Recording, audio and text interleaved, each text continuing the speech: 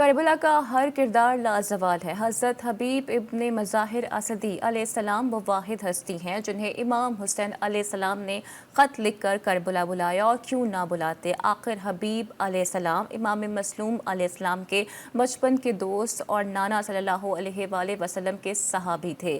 قبیلہ بنی اسد کے سردار حبیب ابن مظاہر علیہ السلام کو امام زین العابدین علیہ السلام نے وصیت کے مطابق امام حسین علیہ السلام کے روضے کے احاطے میں دفن کیا۔ مزید رپورٹ کریں گے محمد محسن۔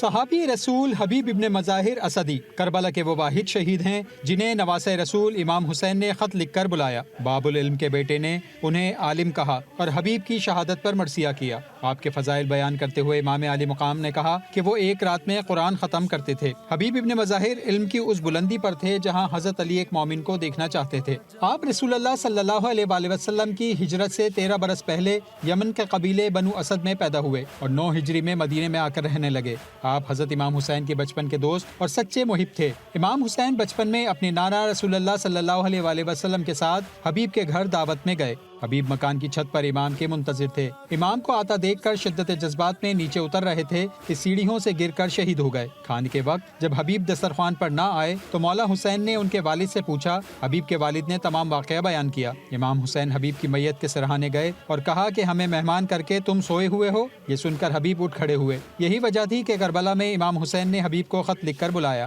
امام حسین نے خط میں لکھا کہ اے دنیا کے سب سے بڑے عالم، چلے آؤ کہ حسین کو تمہاری گواہی کی ضرورت ہے۔ جہالت کی انتہا سے لڑنے کے لیے میں عالم باعمل کو بلاتا ہوں۔ آپ کربلا پہنچے تو حضرت علی اکبر نے استقبال کیا۔ شب عاشور جب شہداء کی آخری آزمائش ہوئی، آپ نے سب سے پہلے شہادت کی خواہش کا اظہار کیا۔ حبیب میدان جنگ میں پہنچے تو ایسے شیر کی طرح جھپٹے کہ یزیدی فوج 73 برس کے مجاہد سے فرار کے راستے تلاش کرنے لگی۔ انہوں نے 62 اشقیاء کو جہنم واصل کیا۔ 2 یزیدیوں نے آپ پر حملہ کیا، آپ کی پیشانی کو تلوار سے نشانہ بنایا اور حبیب زین سے زمین پر آ گئے۔ حسین بن نمیر نے ان کے سر کو تلوار سے زخمی کیا اور بدیل بن سریم نے گھوڑے سے اتر کر ان کا سر تن سے جدا کیا۔